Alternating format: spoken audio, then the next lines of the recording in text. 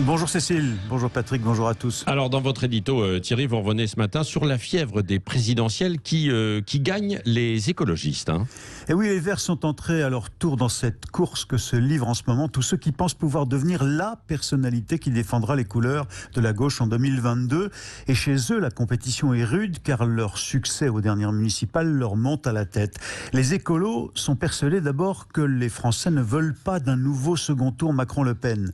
Deuxième certitude, pour qu'un homme ou une femme de gauche puisse empêcher ce duel annoncé Macron-Le Pen, alors cette personnalité doit impérativement défendre les idées écologistes qui sont, selon eux, la clé de la prochaine présidentielle. Fort de ces arguments et des mairies remportées à Lyon, à Poitiers, à Bordeaux, ils estiment que c'est maintenant l'un des leurs qui doit prendre la tête d'une coalition de gauche. Du coup, le député européen écologiste plutôt libéral, Yannick Jadot, fait les yeux doux à la socialiste Anne Hidalgo pour qu'elle se range derrière lui pour un ticket au moins.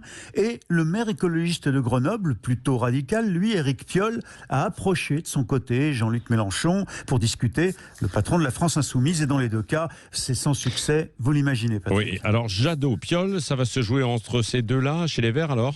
Alors, en tout cas, ce sont ceux qui font le plus parler d'eux actuellement. Yannick Jadot, c'est un vieux de la vieille des écolos. Il militait déjà avec Noël Mamère, José Bové. Il en est à son 3e mandat d'eurodéputé. Ça lui donne un certain poids au sein d'Europe Écologie Les Verts. Mais il doit faire face en ce moment à la fronde d'une partie de la base militante du parti, qui par exemple n'est pas toujours aussi attachée fermement que lui à la laïcité. Jadot avait critiqué le port du burkini, vous savez, dans les piscines, en expliquant que ce voile n'avait rien à y faire. Les sondage le donne en tête des personnalités écologistes pour 2022, mais Yannick Jadot doit compter avec un sacré rival, Éric Piolle. Oui, Éric Piolle, le maire de Grenoble, moins connu, mais dont on dit que c'est celui qui monte chez les Verts. Alors lui, il incarne la tendance écologiste la plus exigeante, la plus ferme, presque radicale au sein des Verts. Celle du maire de Lyon, qui ne veut pas du Tour de France dans sa ville, ou celle du maire de Bordeaux, qui ne veut plus, vous savez, du sapin de Noël. Cet ingénieur qui a ravi la ville de Grenoble en 2014 aux socialistes à la surprise générale, a supprimé